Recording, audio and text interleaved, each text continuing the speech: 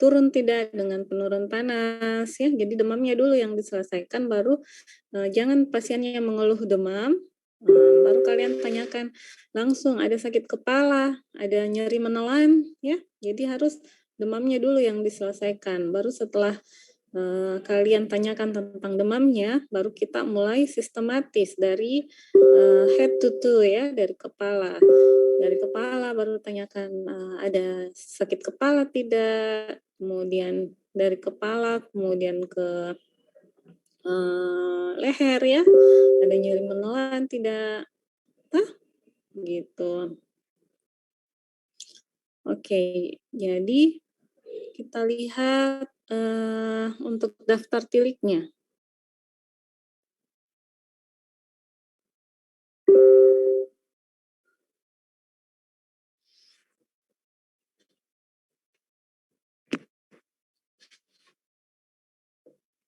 Bisa daftar tiliknya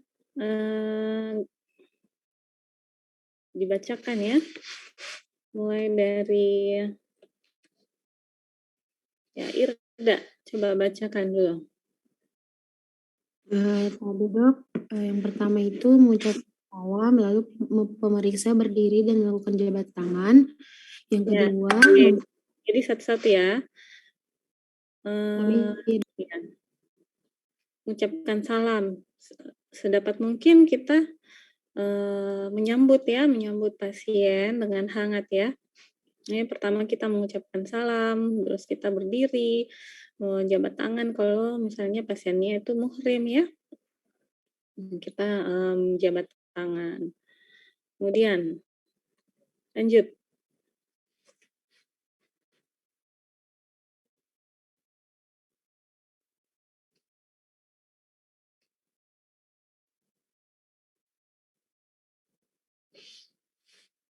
Lanjut deh, Irda.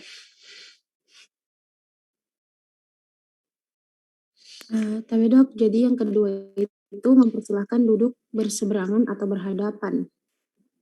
Ya, kapan kita berseberangan, kapan berhadapan? Biasanya kalau pasien-pasien ini ya, kalau pasien paru, misalnya keluhannya batuk begitu, kita setting tempat duduk pasien itu di seberangan ya, jadi bukan persis di hadapan kita. Jadi misalnya ini meja, ya dia di samping meja ya. Itu kalau misalnya pasien-pasien atau kita lagi di polirespi ya, jadi kalau misalnya dia batuk tidak langsung kena sama pemeriksa.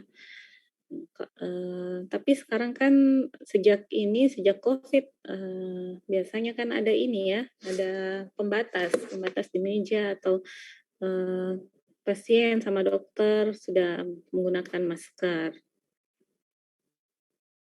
Oke. Lanjut. Risa Almira.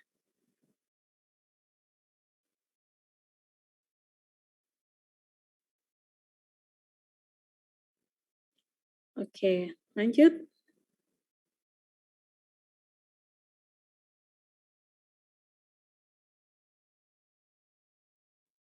Ya. Oke, lanjut deh.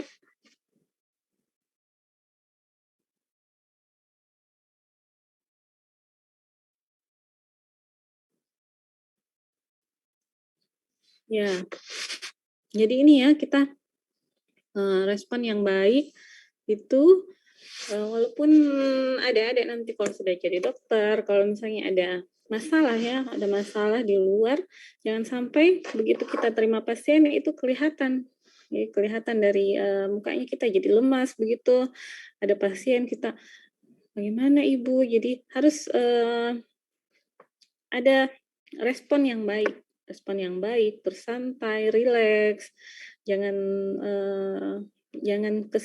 pokoknya dokter juga itu harus pintar-pintar berakting ya, jadi suasana hati yang di luar sebelum kita hadapi pasien, ada masalah keluarga, ada masalah di tempat lain, itu tidak boleh sampai kita terlihat di pasien. Nah, oke. Dengan menggunakan bahasa yang mudah dipahami, jadi jangan menggunakan bahasa-bahasa medis misalnya ada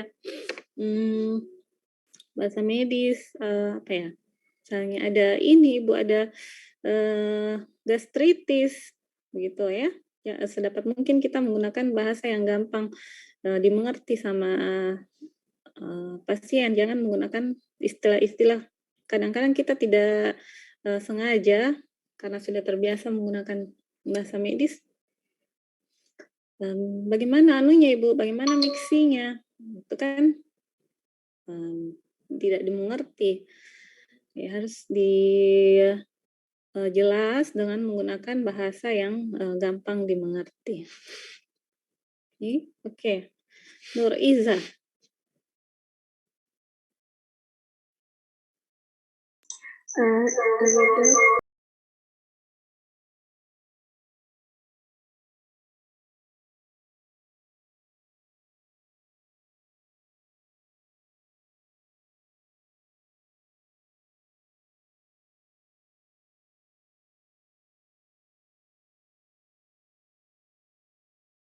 Ya, jadi nama, umur, alamat, dan pekerjaan. Karena kenapa bukan nama saja yang kita tanyakan, karena kadang-kadang itu banyak nama yang sama kan. Jadi makanya harus kita konfirmasi dengan usia atau tanggal lahir. Jadi tapi kalau kita anamnesis biasanya kan sudah ada rekam medis, kita lihat di situ ya tanggal lahir. Nah, ini kita tanyakan alamat, pekerjaan itu untuk ini, untuk kadang-kadang juga ada penyakit tertentu yang berhubungan dengan pekerjaan. Jadi, misalnya nanti di contoh skenarionya dia keluhannya nyeri ulu hati, terus ternyata pekerjaannya itu adalah seorang karyawan atau seorang manajer ya dengan kesibukan ya itu jadi ada hubungannya. Jadi kita tanyakan alamat dan pekerjaan itu, umur juga ada hubungannya dengan penyakitnya. Misalnya alamatnya dia datang keluhannya demam, kita tanya alamatnya di mana, di daerah mana ya, apa daerah endemis gitu. Jadi ada hubungannya sama usia. Ada penyakit tertentu yang memang usia tertentu itu yang lebih ini ya, lebih epidemiologinya lebih tinggi dibandingkan usia yang lain. Nah, menyebutkan nama pasien saat mengajukan pertanyaan ini untuk membina juga sambung rasa. Misalnya Pak Adi, sebut namanya. Jadi Pak Adi keluhannya apa sekarang?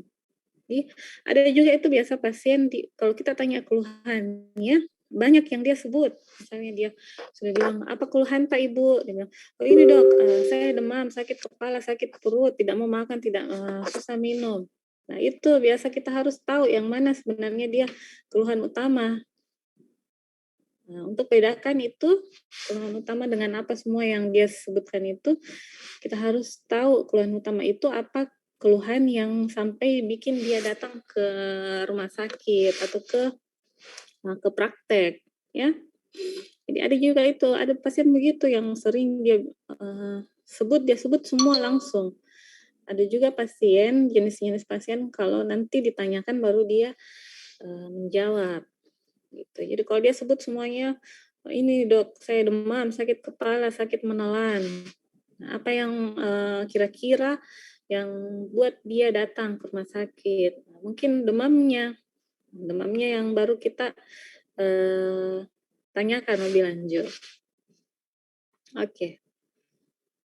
Yoga ya? Panggilannya siapa Yoga? Yoga saya? Tapi dok, panggilannya saya dok. Saya? Oh ya. Saya lanjut. Tapi dok, kemudian yang selanjutnya itu menggali riwayat penyakit sekarang dengan keterangan yang teratur, sedapat mungkin secara kronologis berkenaan dengan perkembangan penyakit yang diderita, mulai dari timbulnya gejala, permulaan, sampai dengan sekarang.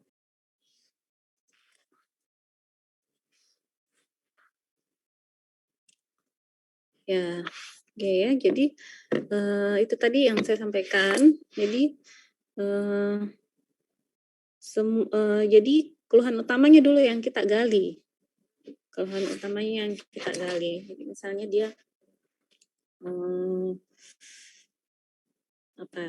sudah tadi demam, contoh demam. Misalnya dia kejang, ya kejang. Jadi harus ditanyakan sejak kapan. Jadi yang pertama dulu itu yang kita tanyakan sejak kapan kejangnya, atau ada keluhan bengkak di mata sejak kapan, ya. Jadi onsetnya dulu, kemudian pikirkan ke arah mana. Jadi mulai dari sejak kapan, kalau misalnya kejangnya, berapa lama dia kejangnya, terus tipe kejangnya bagaimana, apakah semua badannya yang kejang atau sebagian saja, toh? Terus kemudian setelah kejang apakah dia sadar atau langsung pingsan. Jadi harus diselesaikan dulu keluhan utamanya. Misalnya dia batuknya itu sejak kapan batuknya, sejak kapan. Kemudian apalagi yang ditanyakan tentang batuk, batuknya berlendir atau tidak, kemudian ada darah atau tidak, gitu. Kemudian gitu ya, sejak kapan, kemudian batuknya bagaimana, ada lendir kah, ada darah kah. Ya, baru kemudian kalau sudah selesai itu, baru kita tanyakan ini yang ke-10, melakukan anamnesis sistem yang berkaitan. Nah, kalau misalnya dia demam, kita langsung melakukan anamnesis sistem yang berkaitan. Jadi kalau demam itu biasanya sih semua sistem berkaitan. Jadi langsung kita tanyakan dari kepala. Dari kepala, misalnya setelah demam, tanyakan ada sakit kepala atau tidak, ya, sakit kepala atau tidak. Kemudian sudah, ini baru anamnesis ya, kalau dari kepala ada sakit kepala atau tidak. Kemudian turun ke sistem yang di bawah, ada nyeri menelan atau tidak, ada batuk ya. Ya turun ke sistem respirasi, ada batuk atau tidak, ada pilek atau tidak. Kemudian turun habis sistem respirasi, turun ke gastro. Jadi setelah itu ada muntah atau tidak, gitu. Kemudian nafsu makannya bagaimana, baik atau tidak. Nah, itu di sistem gastro ya. Kemudian turun ke bawah, sistem yang di bawahnya lagi berarti urinaria ya. Jadi buang air kecilnya bagaimana, buang air besarnya bagaimana. Kemudian lanjut deh, Naufal. Dok, izin membacakan dokter. Selanjutnya 11, menggali penyakit dahulu yang serupa dan yang berkaitan untuk menilai apakah penyakit sekarang ada hubungannya dengan penyakit terdahulu. Ya, jadi sedapat mungkin ini kita sebagai dokter jangan pertanyaan tertutup. Nah, jangan pertanyaan tertutup yang jawabannya ya atau tidak. Jadi kita usahakan pasien itu dia bercerita, dia terbuka. Jangan pertanyaannya tertutup, itu maksudnya misalnya demamnya sudah lebih 7 hari gitu. Dia jawab iya atau tidak. Jadi kita bertanyanya sudah berapa lama demamnya Ibu, terus jadi dia cerita. Kemudian kita tanyakan apa lagi keluhannya yang lain. Itu kan pertanyaan yang kita membuat dia yang bercerita. Kemudian kalau sudah yang tadi kan anamnesis sistem, semua sistem kita tanyakan dari atas ke bawah, baru kita menggali penyakit yang dahulu, yang serupa, yang berkaitan.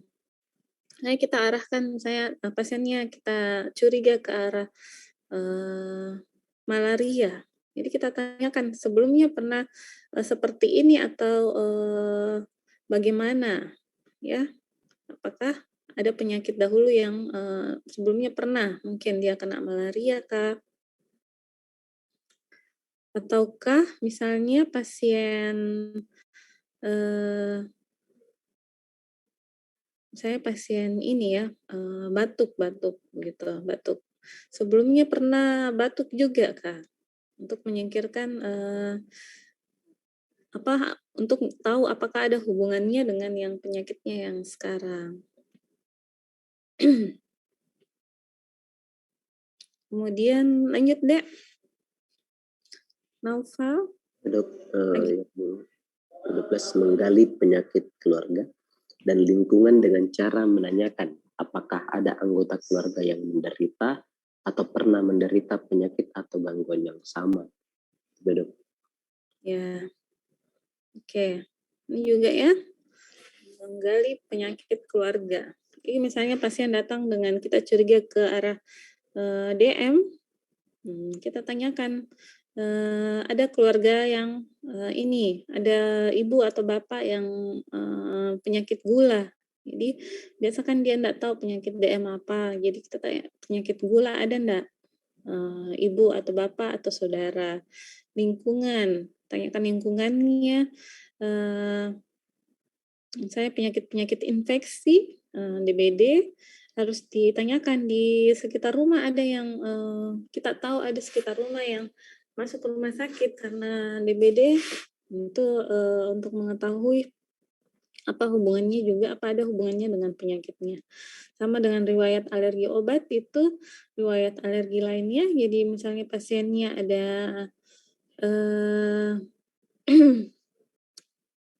misalnya pasien asma ya, asma. Kita harus tanyakan riwayat alerginya, apa ada alergi debu, apakah ada alergi makanan, alergi obat. Jadi ada pasien yang memang sudah tahu sebelumnya dia ada alergi obatnya, jadi kita juga meresepkan nanti tidak meresepkan obat yang dengan pasien ada alerginya. Ya, jadi kemudian kita lakukan cek silang. Jadi kembali lagi kita lihat dari atas. Jadi Ibu, ini Ibu saya dibacakan apa yang sudah dia sampaikan. Jadi Ibu ini ada keluhannya demam sudah 3 hari, demamnya terus menerus, kemudian selain demam ada nyeri kepala, tidak ada batuk, tidak ada sesak, tidak ada muntah, ada nafsu makan menurun, buang air kecil, buang air besar normal ya. Kemudian ada di rumah tidak ada yang seperti ini, di keluarga juga tidak ada, di lingkungan tidak ada, tidak ada alergi obat. Jadi setelah kita lakukan cek silang, kita silakan pasien untuk lanjut ke pemeriksaan fisik. Jadi Ibu, kalau misalnya sudah ada diagnosisnya kalian, bisa kalian sampaikan.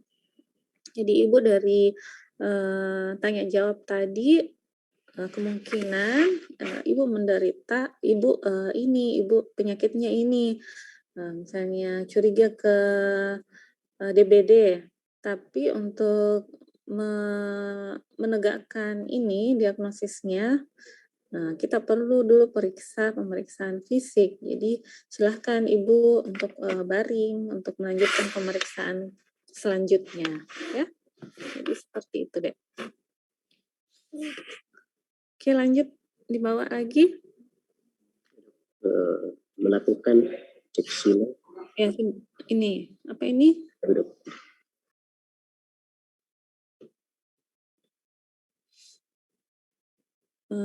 Ya.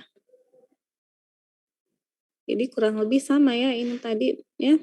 Oh iya, jangan lupa sebelum pada saat setelah checklist itu kita tanyakan kembali ke pasien, sudah betul Ibu yang ini keluhannya, ada yang kita mau sampaikan lagi gitu ya. Jadi kadang setelah kita checklist biasanya ada lagi yang pasien mau sampaikan atau yang belum dia sampaikan. Ini apa, Dek?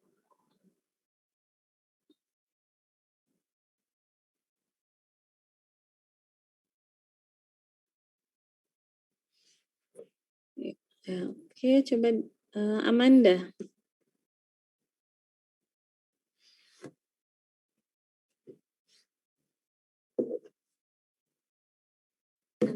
Yang pertama itu menyapa, bersalaman, dan memperkenalkan diri. Selanjutnya itu mengkonfirmasi identitas pasien dan menjelaskan tujuan pertemuan serta memberitahukan perannya. Ya. Ini seperti yang tadi.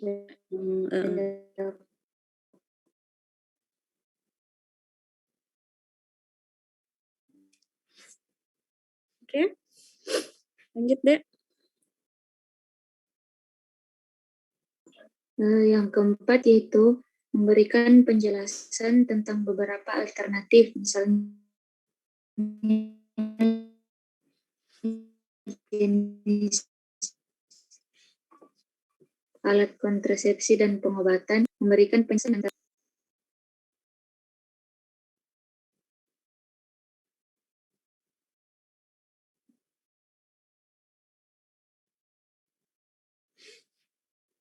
Ya, putus-putus suaranya Amanda.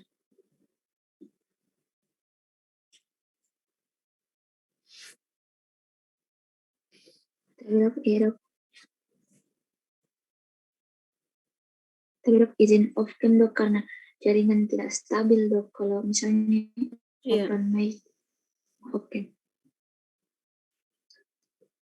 Tapi dok, yang keempat yaitu memberikan penjelasan tentang beberapa alternatif, misalnya jenis alat kontrasepsi dan pengobatan yang dapat dipilih pasien untuk menyelesaikan masalahnya, memberikan penjelasan yang terorganisir dengan baik. Tapi dok.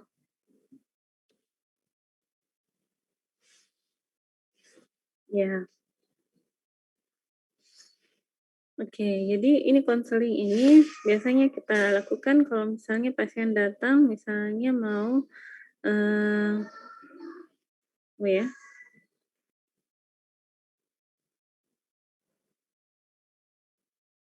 misalnya mau ini memilih alat kontrasepsi apa atau setelah kita resepkan, kita lakukan konseling obat pengobatannya.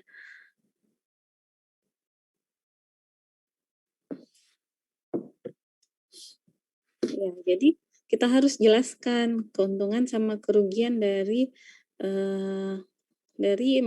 alat-alat kontrasepsi, misalnya alat kontrasepsi apa keuntungannya, apa kerugiannya. Misalnya obat pengobatan juga apa keuntungannya, misalnya demam, kita mau kasih paracetamol dengan ibuprofen, harus dijelaskan ini paracetamol apa ininya sama alternatifnya, ya.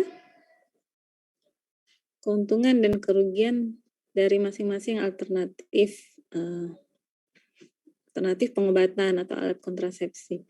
Ya, jadi dengan kita gunakan bahasa yang gampang dimengerti. Jadi kalau misalnya kita sebenarnya intinya kita kalau mau bisa banyak bercerita sama pasien, banyak informasi yang kita sampaikan harus kita sering-sering membaca deh, dan harus ada ilmunya supaya apa yang kita sampaikan tidak pitikanak-kanai itu harus sesuai dengan teori. Oke. Jangan lupa harus tetap mengajukan pertanyaan kembali ke pasien. Ibu ada yang mau ditanyakan, gitu. Lanjut, Dek.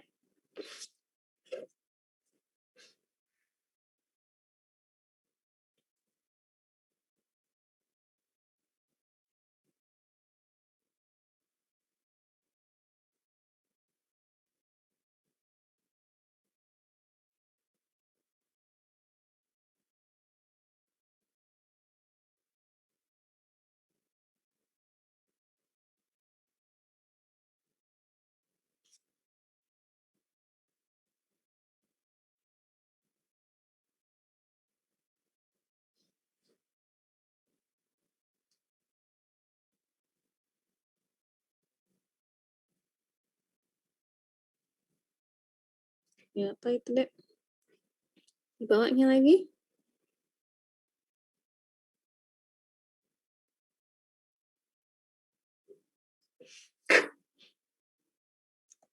Coba di atas, apa ini?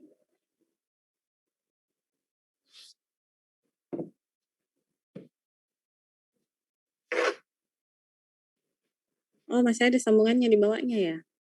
Oke, coba bawa.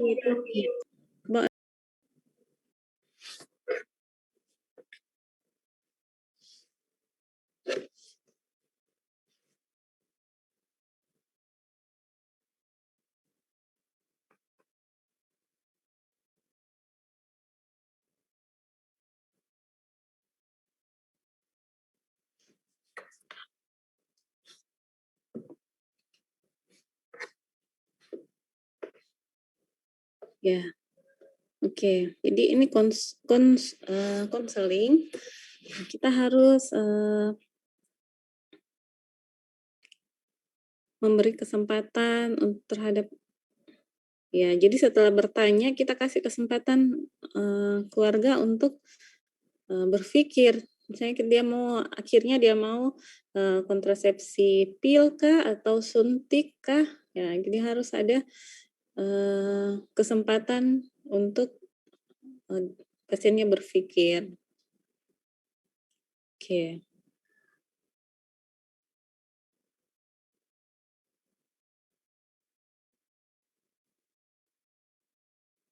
Ya, jadi kalau misalnya dia masih bingung, kita usahakan kita jelaskan kembali ya. Berarti penjelasannya masih kurang. Kalau misalnya dia masih lama untuk menentukan keputusannya, kita sampaikan lagi penjelasan yang tadi supaya pasiennya lebih mengerti, supaya pasien bisa menentukan pilihannya, ya. Oke, next. Apa ini yang menyampaikan kabar buruk? Ini sama ya?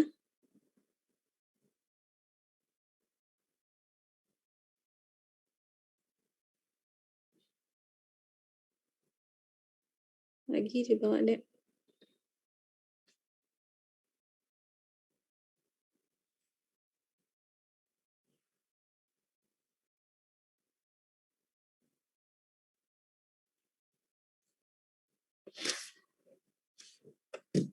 Tadi apa itu yang menyampaikan kabar buruk ya?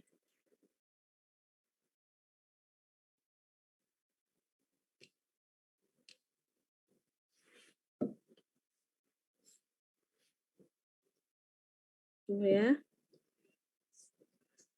Jadi ini seperti misalnya kita menyampaikan penyakitnya. Jadi menyampaikan penyakitnya itu sebenarnya perlu juga skill. Jadi perlu juga skill.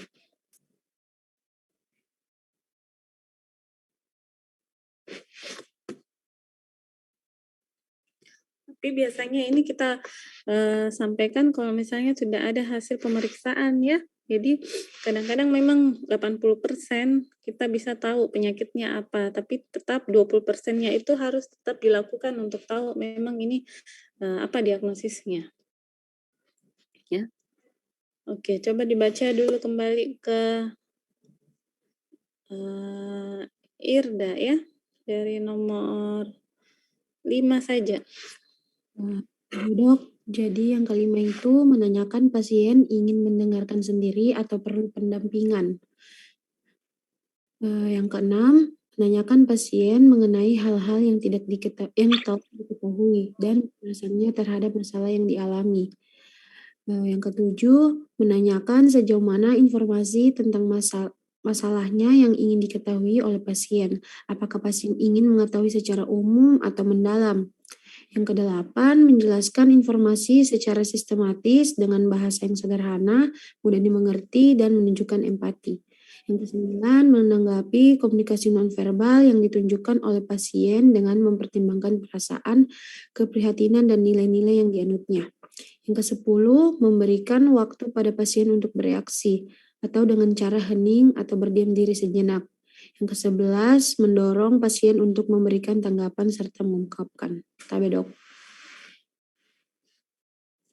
Oke ya.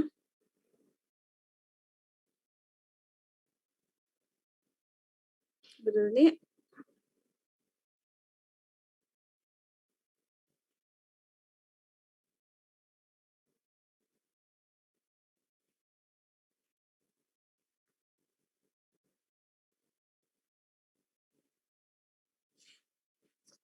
oke. Ini modulnya berapa yang ini, Dek? Yang dibagikan?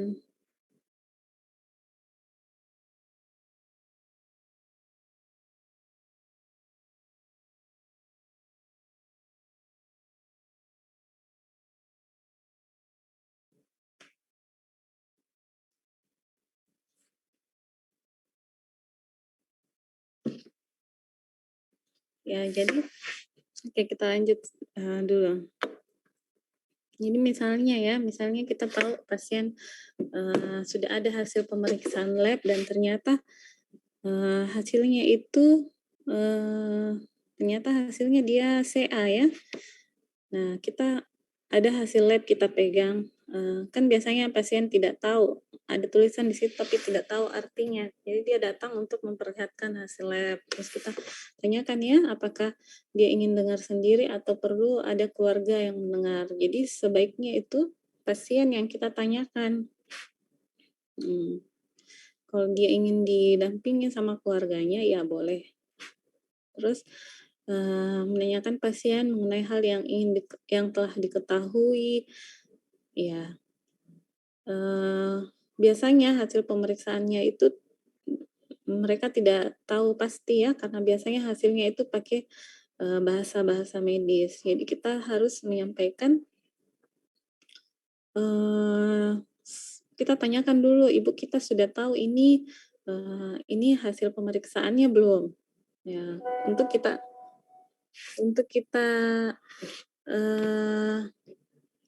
tahu apakah dia sudah tahu ini diagnosisnya apa. Ya, baru kita sampaikan. Jadi ibu berdasarkan hasil pemeriksaan labnya ini ternyata hasilnya memang ini jenis tumornya ini mengarah ke arah yang ganas begitu. Jadi sedapat mungkin kita menjelaskan dengan menunjukkan empati. Jadi jangan itu bedanya kita itu jangan sampai ke simpati ya. Empati, bedanya empati dengan simpati. Kalau simpati, kita yang menangis ya. Kita lihat hasil pemeriksaannya itu kita yang sedih, kita yang menangis gitu, sedih lihat hasil pemeriksaannya. Kita menyampaikan pasien sudah meninggal, kita yang sedih itu simpati. Tapi kita harus empati saja ya.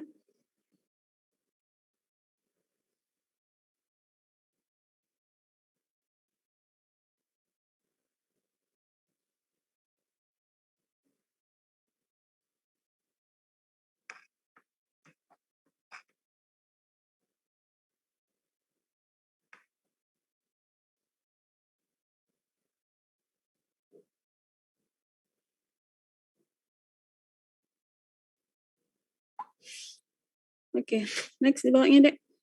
Coba share yang modul yang lainnya. Ini sudah tidak.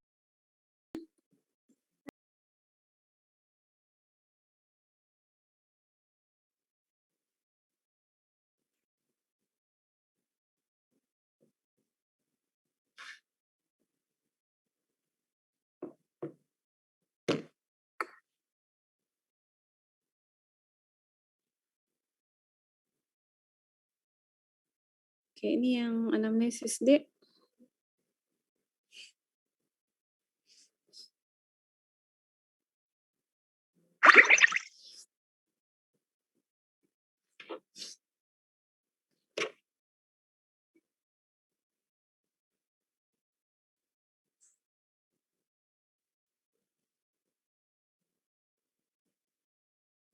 Oke, nanti yang di atasnya, Dek, lagi.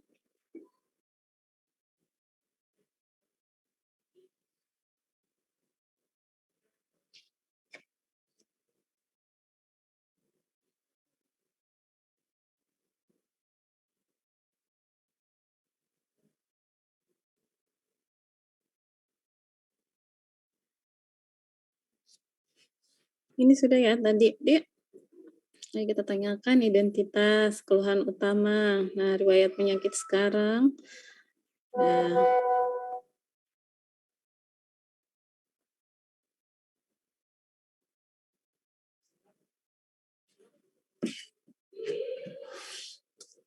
oke. Ya, ini kurang lebih sama dengan yang tadi yang kita jelaskan, toh. Riwayat penyakit dahulu, apakah ada pernah operasi kecelakaan, tapi ini yang operasi kecelakaan disesuaikan dengan keluhannya ya. Jangan keluhannya apa, kita tanyakan pernah kecelakaan. Nah, itu tidak semuanya harus kita tanyakan. Jadi riwayat apakah pernah alergi, ada mendapatkan ini produk darah itu disesuaikan dengan disesuaikan dengan penyakitnya. Riwayat screening penyakit keganasan juga harus disesuaikan dengan penyakitnya. Jadi kalau misalnya ini riwayat penyakit itu harus riwayat keluarga juga harus disesuaikan dengan penyakitnya. Jadi kalau misalnya batuk ditanyakan riwayat kontak dengan penderita TB kah, ada atau tidak, ada anggota keluarga yang menderita batuk-batuk lama, ada yang berobat 6 bulan tidak ya. Jadi riwayat penyakit itu harus disesuaikan dengan keluhannya. Oke. Ini riwayat kebiasaan, sosial ekonomi dan budaya juga harus ditanyakan karena berhubungan dengan penyakitnya. Jadi misalnya kayak dispepsia kan ada yang fungsional yang karena pengaruh dari stres, ada juga dispepsia karena akibat dari pola makannya gitu. Dibawa lagi.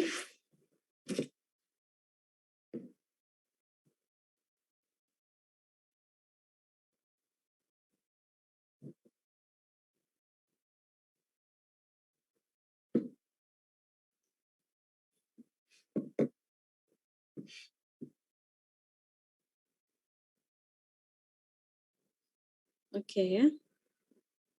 Next lagi, Dek.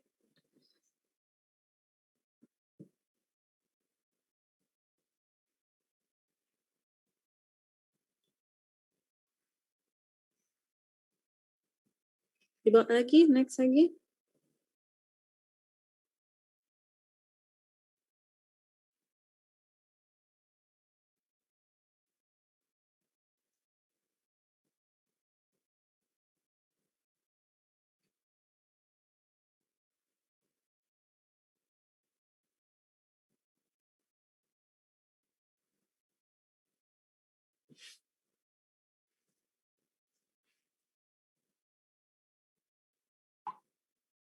Yang daftar tilik, Dek.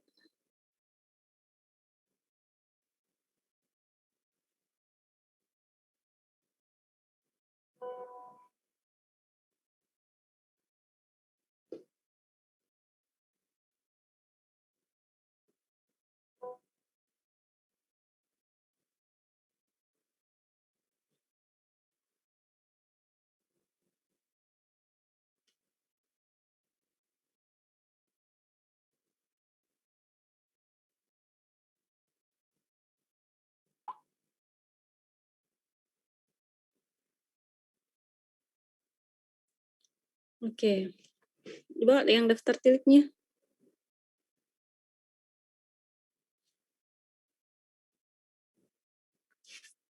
Yang daftar tiliknya.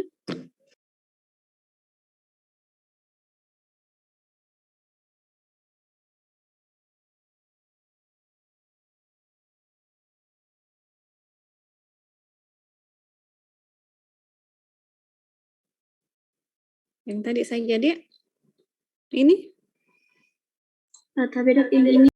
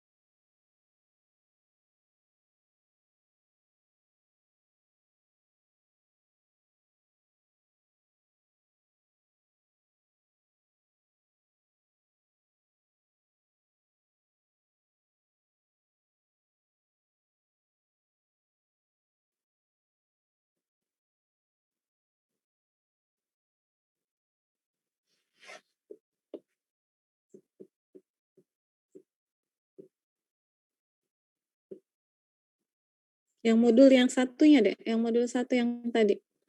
Ya, yang itu. Coba sampulnya saya lihat di atasnya.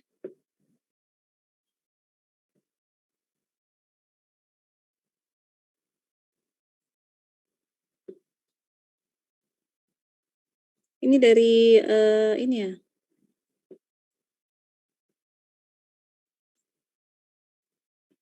Oke, sebentar.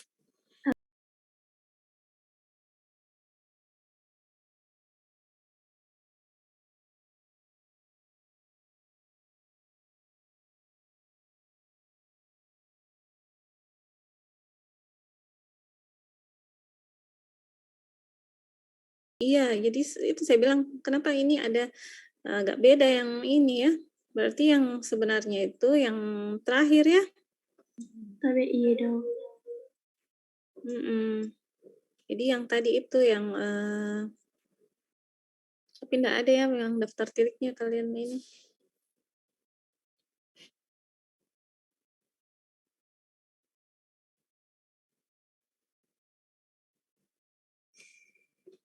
Oke.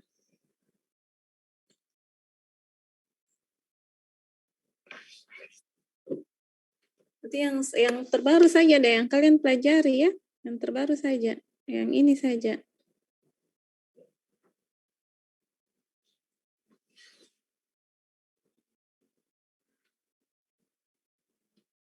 Oke, jadi kita latihan. Latihan Miss sekarang.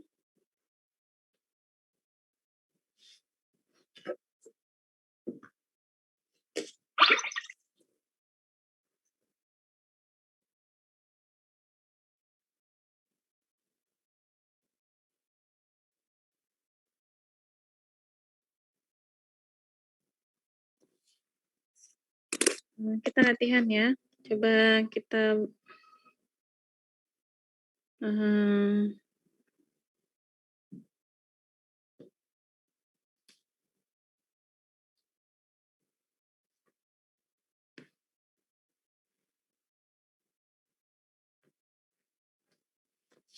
antara ini Irda dengan Risa. Irda dengan Risa, jadi Irda sebagai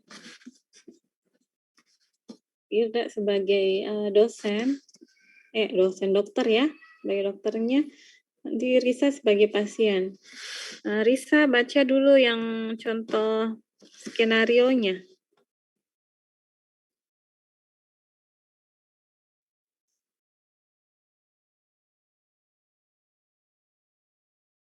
Ya, yang pertama.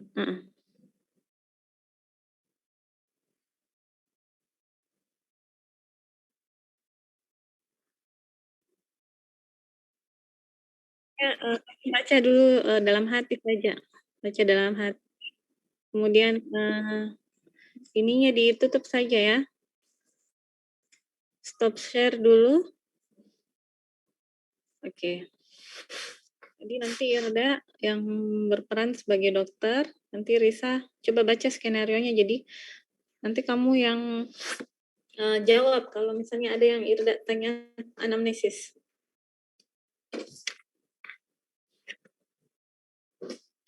Ya, Risa baca dulu 5 menit ya dalam hati. Nanti Irda yang tanya-tanyakan.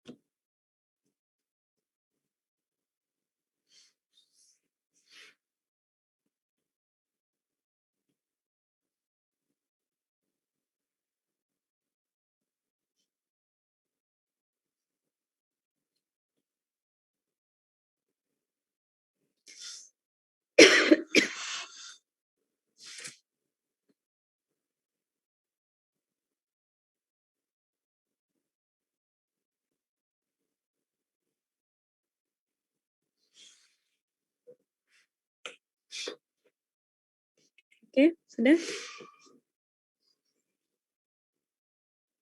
Ya. Oke, Irda nanti tanyakan yang lain, bisa dilihat di komentari sebentar apa-apa yang kurang dari anamnesis yang dilakukan sama Irda ya. Oke. Kita mulai, Dek.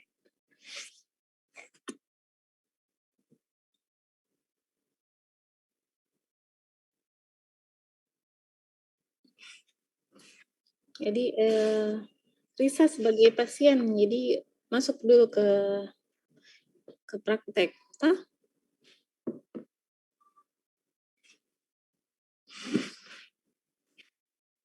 Waalaikumsalam. Tabe, silakan masuk.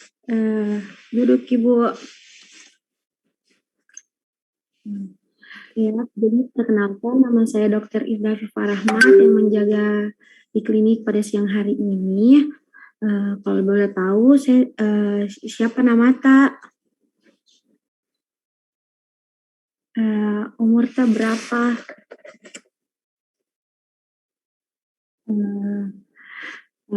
Baik Ibu Risa, sebelumnya saya akan menanyakan beberapa informasi yang bersifat pribadi dan rahasia, tetapi insya Allah kami akan menjaga informasi Ibu dan untuk menunjang pemeriksaan dan diagnosis yang akan kami lakukan. Apakah Ibu bersedia?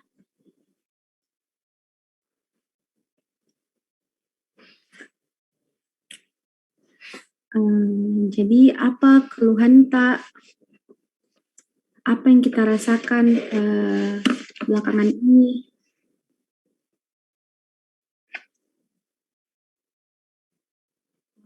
Hati dia. Terus apa lagi?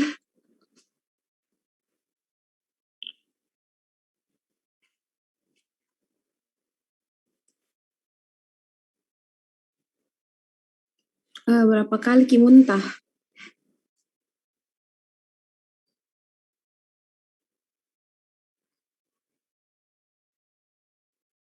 Oh, kadang-kadang Li. Terus keluhan apa lagi yang kita rasakan?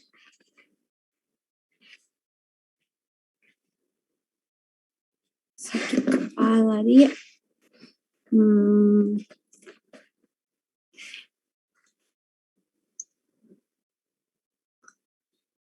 Selain itu, apa lagi yang kita rasakan? Apa lagi keluhan Tak selain itu?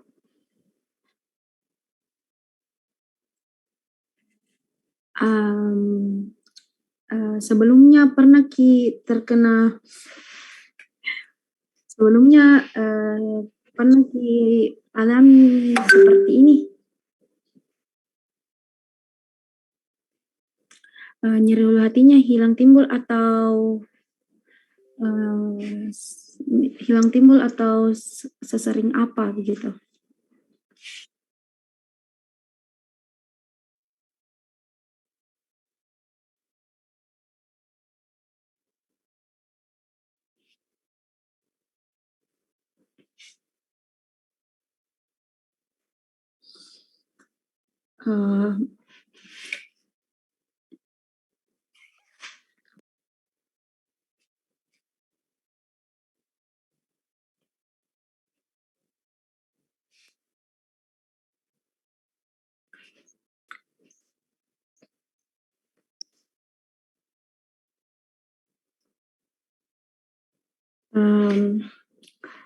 Mungkin Ibu Risa, selanjutnya saya akan melakukan pemeriksaan fisik.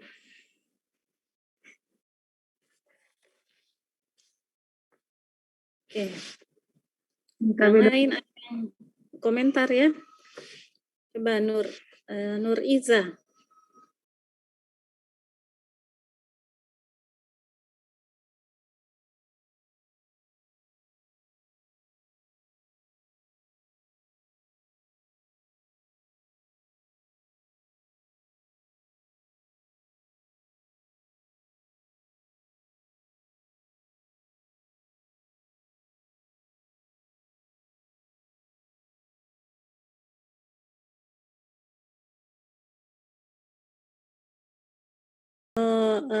Saya. Di mana? Tapi dok, mungkin kalau dari saya dok, tanyakan penyakit keluarganya dok. Lagi dek. Tapi dok, mungkin riwayat pengobatan dok, sama ada riwayat alergi atau tidak dok? Ya, ada lagi yang kurang? Coba Naufal. Dok, ya dok. Dok izin yang tadi yang kurang mungkin karena yang pertama itu curiga karena ada sakit kepala, kemungkinan adanya riwayat pasien ini mengonsumsi obat dok. Jadi perlu ditahu obat-obat apa yang pernah dikonsumsi atau pernah pasien mengonsumsi itu obat, sama sesuai dengan pekerjaannya, aktivitas-aktivitas apa yang selama pekerjaannya itu belakangan ini dia lakukan dok.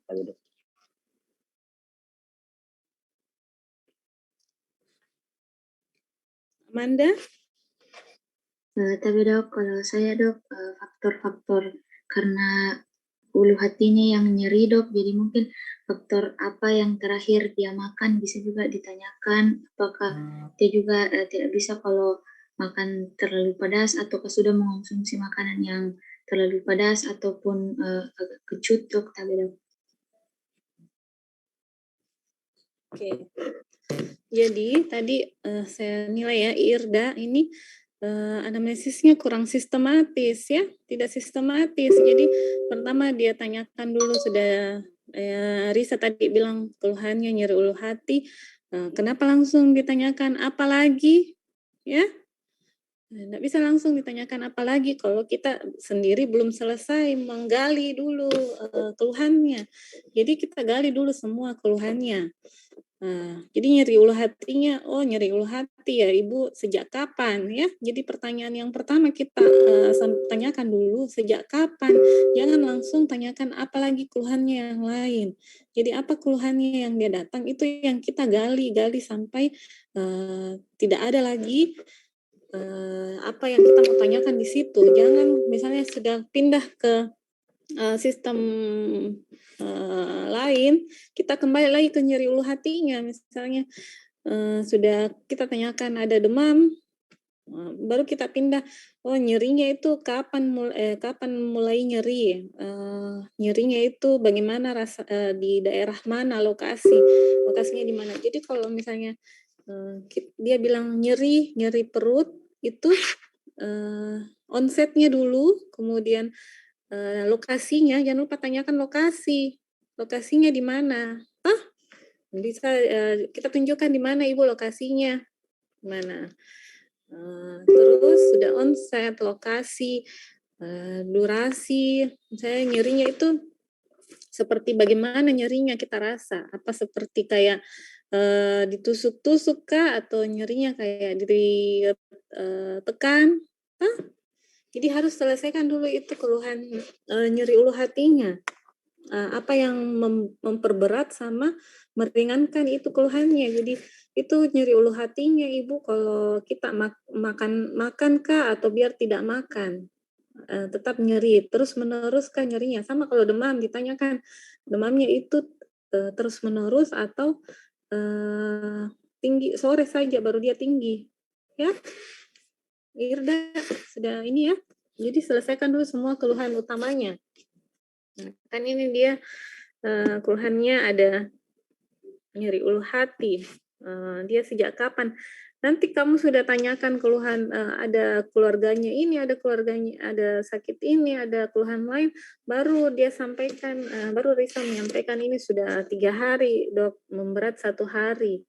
Nah itu harusnya itu dulu yang kita gali, sejak kapan.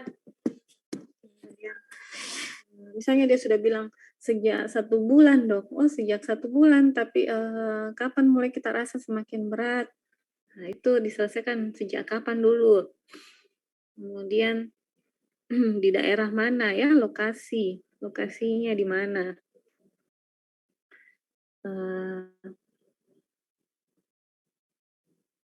Lokasi, lama, sifatnya toh nyerinya kayak bagaimana, kemudian itu nyerinya kita rasa kalau lagi makan kah atau biar tidak makan.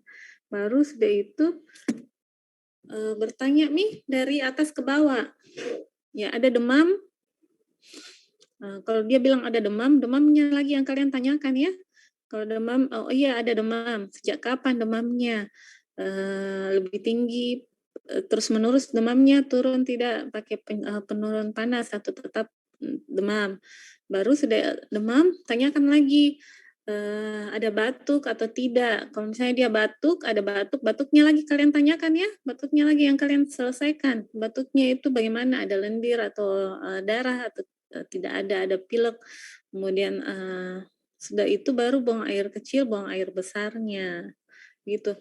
Oh iya, kalau misalnya dia datang dengan keluhan ulu hati, yang tadi saya sampaikan, selesaikan dulu keluhan nyeri ulu hatinya itu, bisa kalian tanya langsung di situ muntah, ya, ada muntah atau tidak. Jadi setelah selesai nyeri ulu hatinya, sebelum kalian pindah ke ada demam atau tidak, tanyakan dulu dia ada muntah atau tidak, karena itu kan dia datang dengan keluhan gastrointestinal, toh jadi harus kalian selesaikan dulu semua pertanyaan di gastro.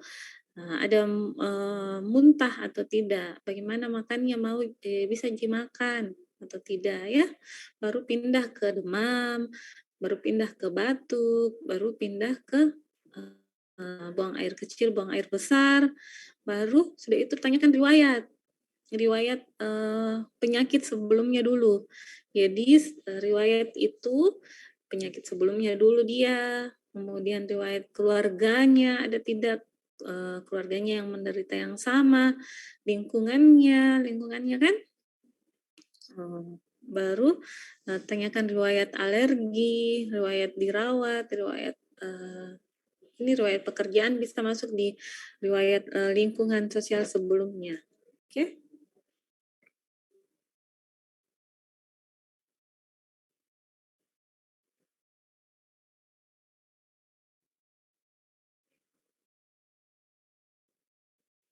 Baru jangan lupa di checklist deh, ya, Irda. Tadi kalau sudah kamu tanya-tanyakan di checklist kembali semua. Jadi ini sudah betul ya Ibu, ini nyeri ulu hatinya begini, ini keluhannya ini ya. Oke, kita coba lagi. Coba saya dengan Naufal ya. Saya sebagai pasien, Naufal sebagai dokter.